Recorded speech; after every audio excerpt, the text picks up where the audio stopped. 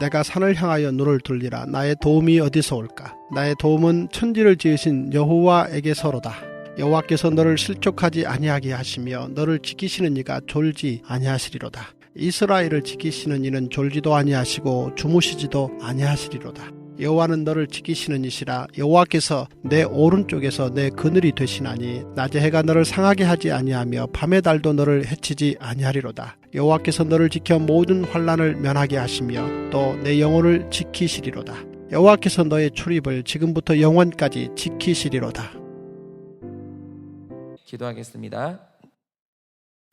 하나님, 오늘도 수많은 위험들과 또 수많은 걱정, 근심들, 또 우리 삶 가운데 다가오는 수많은 재앙들 가운데서 날마다 우리는 하나님을 체험하는 하나님 모순을 느끼고 살아가게 됩니다. 하나님 평안 가운데 있고 정말 내 삶 가운데 부족함이 없고 내 삶 가운데 아쉬운 것이 없을 때 우리는 그만큼 하나님이 희미해져 갑니다. 하나님, 그러니 하나님께서 우리에게 이 땅 가운데서 마냥 복을 주실 수만은 없는 것이고 하나님, 우리에게 고통을 주지 않을 수 없는 그 하나님의 뜻을 우리는 오늘도 체험을 하게 됩니다. 하나님, 오늘도 우리의 삶 가운데 또 지키심과 또 우리의 삶 가운데 위험이 함께 있는 하나님 불안정한 삶 가운데서 우리는 날마다 하나님 아버지를 바라보게 하여 주시고 날마다 살아계신 하나님을 느끼는 것으로 감사할 수 있게 하여 주시고 우리의 구원을 확인하는 것으로 기뻐할 수 있는 우리가 되기를 원합니다.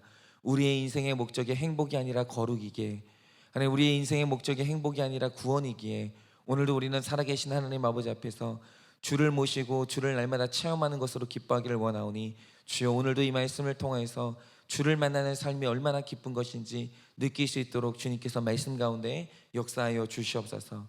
믿사오며 살아계신 예수님 이름 받들어 기도드립니다. 아멘. 네, 제가 어저께 굉장히 밝게 웃는 얼굴로 유명한 배우의 인터뷰를 우연히 봤는데 특이하게 이런 말을 하더라고요. 그러니까 자기가 우울증에 걸린 건 아니래요. 분명히 이 우울증은 아닌데 자존감이 무너지는 경험을 처음으로 했다는 거예요. 있을 수 있는 일이죠. 우울증은 아니지만 누구든지 자존감은 무너질 수 있는 거죠. 그런데 특이한 건 뭐냐면 처음 경험했다는 거예요. 내가 그러니까 자존감이 무너지는 걸 처음으로 경험을 했는데, 그러니까 이분이 하는 말이 뭐냐면 자기는 스스로 지금까지 자존감이 굉장히 높은 사람이라는 생각을 했었대요. 그래서 어떤 사건이 와도 어떤 일이 와도 내가 자존감이 무너지는 일은 없을 거다. 나는 그런 거를 경험하는 사람이 아니다, 이렇게 생각을 했었는데 어느 날 갑자기 내가 유명해지면서 세상에 완전히 노출이 돼버린 거예요. 그러니까 이것도 처음 있는 일이죠. 그러니까 저 같은 사람은 설교를 아무리 해도 누가 듣는 사람이 없잖아요. 그런데 그러니까 설교를 할 때마다 그러니까 웬만한 그리스도인들이 다 듣게 되는 노출된 설교를 하는 분들은 저랑 완전히 느낌이 다르겠죠. 그러니까 이분도 자기가 스타가 되고 처음 자기라는 존재가 전 국민한테 노출이 되는 경험을 처음 했거든요. 그러면서 어느 날 일어나는 일이 뭐냐면 그냥 똑같은 나인데, 어제와 똑같은 나인데 갑자기 어제와 똑같은 나의 외모가 평가받기 시작하고, 어제와 똑같은 내가 했던 말, 아무 생각 없이 내가 하는 말들이 또 사람들이 입방아에 오르내리고, 그냥 평소와 다름없이 내 취향대로 옷을 입었는데 그게 어느 날 사람들에게 비호감이 되고 어느 날 사람들에게 롤모델이 되고, 이런 작은 습관 같은 것들이 사람들 입에 오르락내리락 하면서 자연스럽게 이전에 들어본 적이 없는 악평을 받았다는 거예요. 그러니까 이전까지 내가 했던 작은 습관들, 자연스러운 행동들이 이제는 전혀 자연스럽지 못하게 되는 거예요. 너무 부자연스럽고 두려워지기 시작하는 거죠. 그런데 놀라운 건 뭐냐면 한번 자기가 무너지기 시작하니까 객관적으로 볼 때 아무것도 아닌 말인데 이제는 그냥 넘어가지진 않더라는 거예요. 예전에는 그냥 입었던 옷인데 이 옷을 입으면 사람들이 어떻게 생각할까? 이걸 사람들이 뭐라고 할까? 이게 걱정되기 시작하더라는 거예요.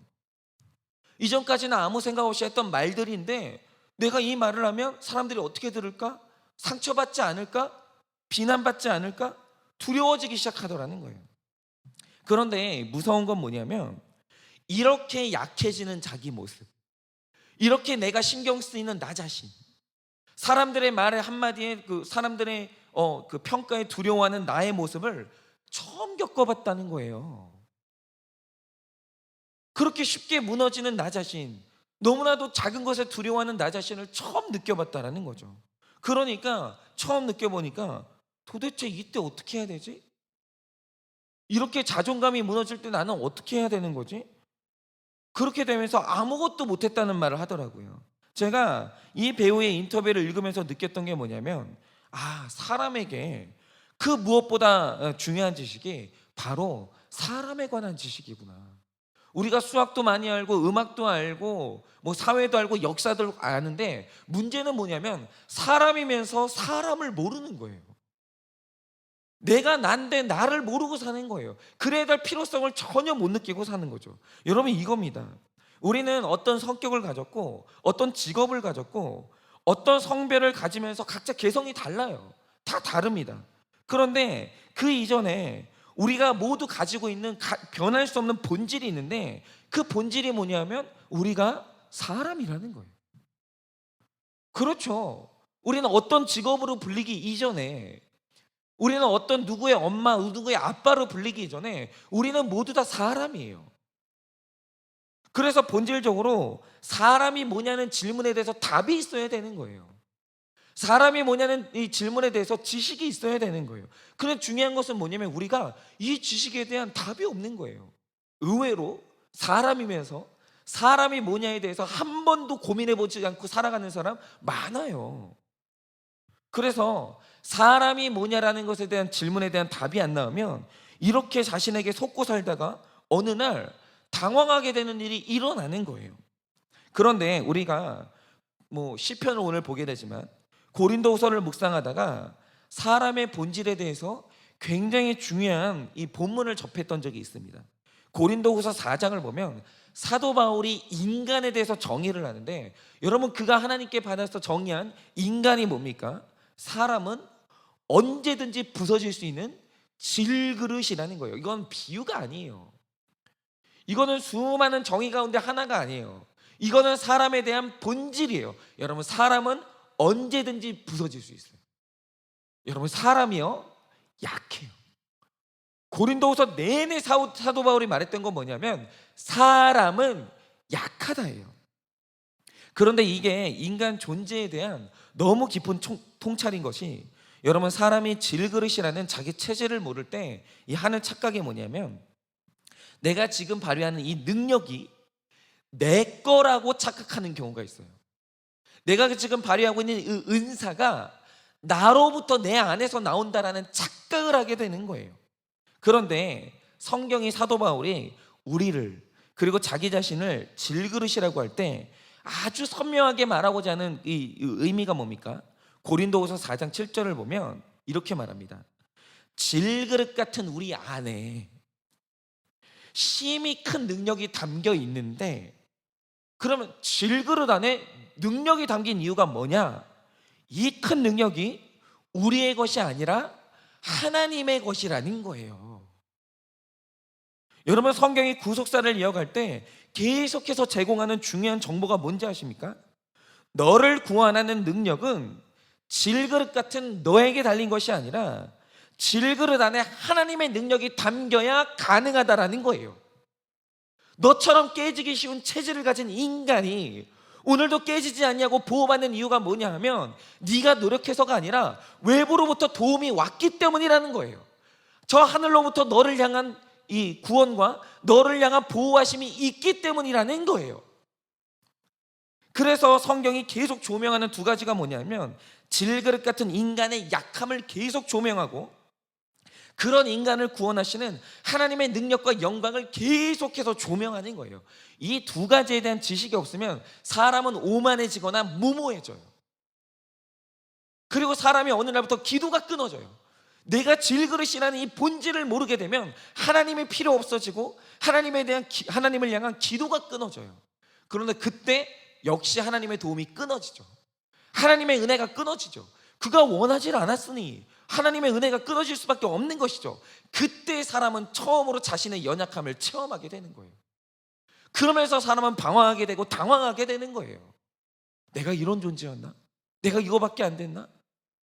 처음으로 자기 자신의 연약함을 마주하게 되는 것이죠. 왜요? 하나님의 필요 없으니, 하나님의 도움을 갈구하지 않았으니, 그 오만한 가운데서 사람은 처음으로 연약함을 만나게 되는 거예요. 여러분, 예를 들어서 성경에서 참 극적인 장면 중에 하나가 뭐냐면 요한복음 9장에 예수님이 길을 가시다가 날 때부터, 후천적인 영향이 아니라 성경은 그렇게 말합니다. 날 때부터 소경된 사람 하나를 만나요. 아예 체질이 질그릇이라는 걸 부정할 수 없는 사람이 등장을 하게 되는 거예요. 그런데 그가 예수님을 만나요. 그런데 그가 질그릇이기 때문에, 체질상 질그릇이기 때문에 예수님을 내가 지금 내 앞에 있는 존재가 소문으로 붙던 예수다, 그렇게 만나고 싶었던 예수라는 걸 듣는 순간 그가 애원을 하기 시작해요. 고쳐달라고.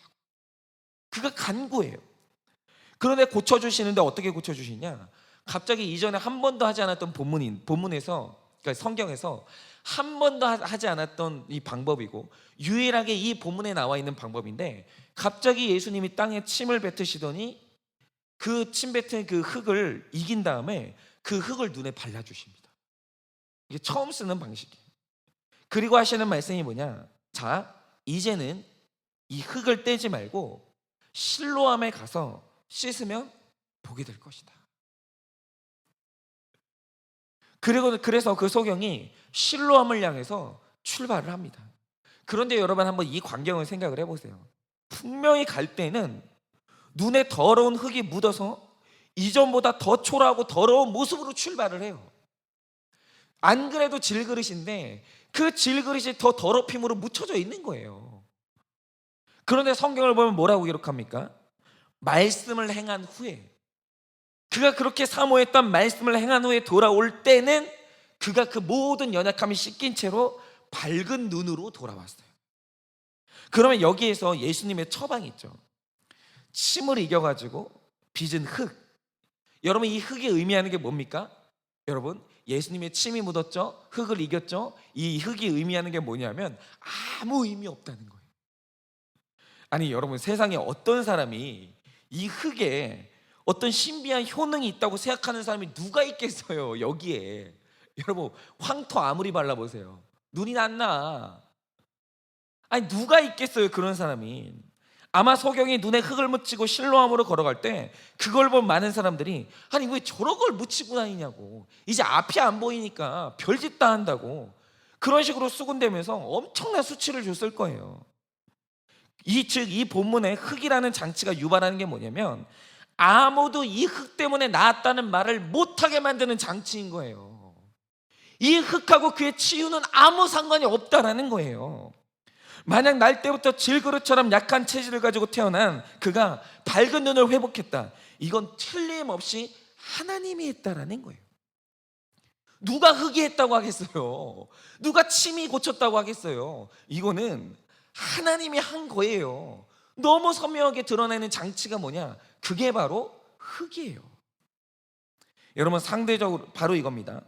왜 사람이 자기의 체질이 깨지고 싶고 아예 금전적인 가치가 없는 질그릇이라는 걸 깊이 깨닫는 게 왜 중요합니까? 사람이 자기의 약한 체질을 더욱더 깊이 깨달으면 깨달을수록 자기 안에 머물고 있는 하나님의 도우심과 능력을 더 선명히 깨달아요. 이게 바로 아이러니예요. 사람은 자신의 약함을 깨달으면 깨달을수록 자기 안에 계시는 하나님이 선명하게 느껴져요. 여러분, 예수님께서 초대교회를 일으킨 사도를 고를 때 고르고 골랐어요. 근데 재밌는 건 뭐냐면 그들 중에 사회적인 명망가나 지식인이 하나도 없었어요. 그거 신기한 거예요. 전부 일개 생활인이었고 전부 무식한 무학자들이었어요. 그 하나님이 선택해서 고른 거예요. 그런데 왜 교회를 시작하는 마당에 불러 모은 사람들이 이런 사람들일까요? 이유는 뭐냐면 그들이 바로 소경의 눈에 발랐던 흙인 거예요. 그들에게서 나타나는 능력과 그 사람의 연결고리를 아예 끊어버린 거예요. 그 사람 어릴 때부터 남달랐지. 그래, 내가 알고 있는데 그 사람 어릴 때 신동이었어. 이런 사람 아예 고르지도 않은 거예요. 초대교회를 일으키면서 내가 사람을 쓰기는 하지만 이 교회를 일으킨 능력이 성령의 능력이고 하나님의 능력이라는 걸 선명하게 드러내는 장치가 누구냐? 그게 사도예요. 아이러니하죠.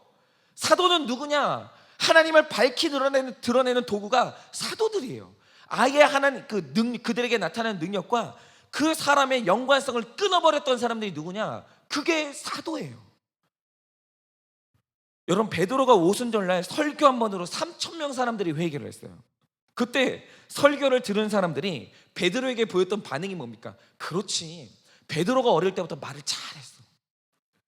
그가 어릴 때부터 열정이 남달랐던 사람이야. 여러분, 이랬던 사람이 아무도 없어요.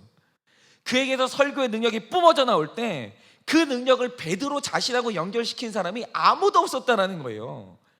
여러분, 그 설교를 들었던 사람들이 보였던 반응, 성경 기록 기억하십니까? 이렇게 기록해요. 학문이 전혀 없는 그가 능력의 설교를 하는 걸 들으면서 다 이상히 여기는 거예요. 어떻게 베드로가 저런 설교를 하지? 야, 진짜 하나님이 살아 계신가 봐. 다 이 말 하는 거예요. 야, 베드로가 저렇게 하는 걸 보니까 야, 성령이 있긴 있나 봐. 그러니까 그 설교를 통해서 전부 베드로를 따르는 게 아니라 하나님을 만나는 거예요. 그게 누구냐? 사도예요. 바울이 이걸 깨달았기 때문에 그가 날마다 자랑하고 다녔던 게 뭐냐?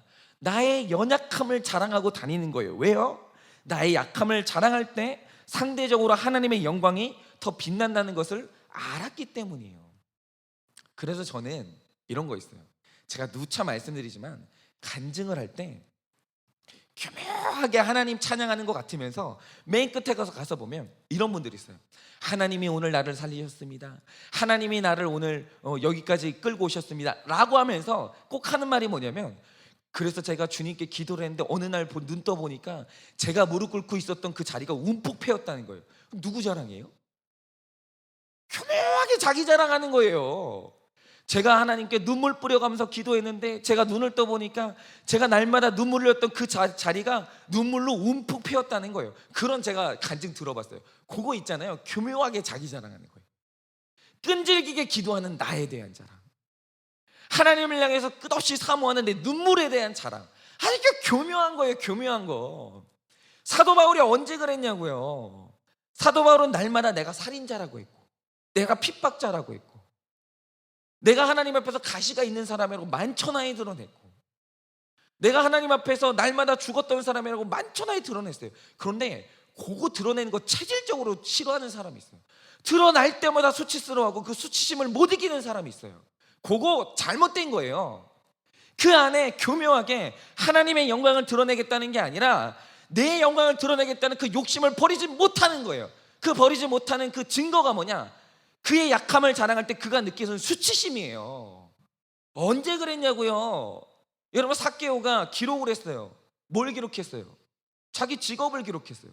자기 직업이 뭐였어요? 세리였어요. 여러분, 그 땅에서 세리를 좋아하는 사람이 누가 있었어요? 그가 변화되고 난 후에 자기 신분을 세탁한 게 아니라 날마다 자기 신분을 자랑하고 다녔어요. 나 같은 세리를 예수님이 구원해 주셨다고. 나 같은 세리를 구원해 주셨다고. 근데 세리였던 자기 자신의 이 정체를, 신분을 세탁하는 게 아니라 날마다 자기를 자랑하고 다녔어요. 얼마나 예수님 좋은 분이냐고. 나 같은 인간을 살려주신다고. 여러분, 왜 자기 과거 숨겨요? 왜 자기 약점 숨겨요? 왜 자기의 상처에 대해서 오픈하지 못해요? 이유가 뭔지 아십니까? 그거 숨기고 자꾸 신분 세탁하고 없는 것처럼 만든 이유가 뭐냐 하면 나를 자랑하고 싶은 거예요. 내 능력과 나를 연결시키고 싶은 거예요. 그는 사도가 아닌 거예요. 사도의 본질은 뭐냐? 능력에 있는 것이 아니라 약함에 있는 거예요. 한 번도 자기 신분을 세탁한 사도가 없었어요. 전부 다 자기 능력당한 거, 고통당한 거, 자기의 연약함, 자기의 정체, 자기의 과거, 자기가 과거에 얼마나 예수님을 속상하게 했는지. 그렇죠. 사도들이 다 기록했어요. 예전에 예수님 앞에다 놓고 서로 좌편 주세요, 우편 주세요. 얼마나 쪽팔려요. 속이지 않아요. 우리가 이렇게 찌질한 인간인데 하나님이 초대교회를 세우는 사도로 우리를 쓰셨다고. 어디 우리에게서 이 능력이 나왔냐고. 다 하나님이 하신 거라고. 멋지지 않습니까? 멋지지 않습니까? 여러분, 이런 간증이 있어야 초대교회지. 무슨 날마다 제가 하나님 앞에 우리 자식들을 놓고 기도했더니 우리 아들들 한 명은 사법고시 합격하고 한 명은 대기업 들어가고, 이런 게 무슨 간증이에요. 이런 걸 간증이라고 하고 있으니까 청중들이 은혜 받는 게 아니라 전부 열등감 느끼고 있는 거예요. 그 교묘한 자기 자랑 앞에서. 이상하지 않아요? 왜 나는 저 설교를 듣고 열등감이 느껴지지? 왜겠어요? 간증을 빙자한 자기 자랑하고 있으니까 열등감이 느껴지는 거지. 안 그렇습니까? 여러분, 오늘 말씀에 나오는 시인은 그걸 깨달은 거예요. 여러분, 오늘 말씀에 기록한 시인은 먼 곳에서 하나님을 예배하기 위해 예루살렘으로 오는 순례자였어요. 그러니 그가 자기가 믿음 없다고 생각했겠습니까? 당연히 내가 믿음 좋은 사람이라고 생각을 가졌다고요. 그런데 그 약 15일에 이르는 순례의 길을 걸으면서 수많은 유혹을 느껴요. 여러분, 오늘 그가 산을 향하여 눈을 들잖아요. 그 산이 뭐예요? 이방신전이에요. 오는 동안 이방신전의 예배를 접하게 되는데, 거기서 드려지는 예배가 온통 음란한데 그걸 혐오하게 되는 게 아니라 그게 너무 궁금한 거예요. 야, 저 예배는 뭘까? 저길 가면 얼마나 좋을까? 그곳에 가보고 싶은 유혹을 느끼는 거예요. 그뿐인가요? 낮에 해가 무섭게 내리쬐을 때는 집으로 되돌아가고 싶은 유혹 느끼고, 저녁에 사막 한가운데서 텐트를 치고 잘 때는 밤에 달이 뜨면 잊지도 않은 달의 여신이 내 정신을 빼앗아가지 않을까, 나는 미치지 않을까 두려움이 몰려드는 거예요. 즉, 순례의 여정을 떠날 땐 믿음 좋은 나에 대한 착각과 자부심으로 시작했는데, 막상 그 길을 걷다가 느낀 믿음의 고백이 뭡니까? 나의 도움은 천지를 지으신 여호와에게서 오는 거구나. 나에게 있는 게 아니구나. 내가 믿음이 좋은 게 아니구나. 오늘 내가 믿음 가운데 살 수 있는 이유는 천지를 지으신 여호와께서 밤의 해와 낮의 해와 밤의 달이 나를 상치 못하도록 지켜주고 있기 때문에 내가 오늘 이렇게 살고 있구나. 그걸 깨달은 거예요. 그게 오늘 본문의 내용이에요. 내가 걷는 이 길은 내 힘으로 걷는 게 아니에요. 오늘 우리 가정을 지켜주시는 건 하나님의 은혜예요. 오늘 우리의 자녀가 살아가는 건 하나님의 은혜예요. 내가 오늘도 먹고 사는 건 하나님이 오늘도 도우시기 때문이에요. 그래서 신자가 하나님을 선명하게 만날 때 그 만남의 계기가 뭐냐? 바로 내 자신감이 깨어지고, 내 자존감이 깨어지고, 내 교만이 산산이 깨지는 그 깨어짐의 사건을 통해 내 안에 빛나고 있던 하나님의 도움을 깨닫게 되는 거예요.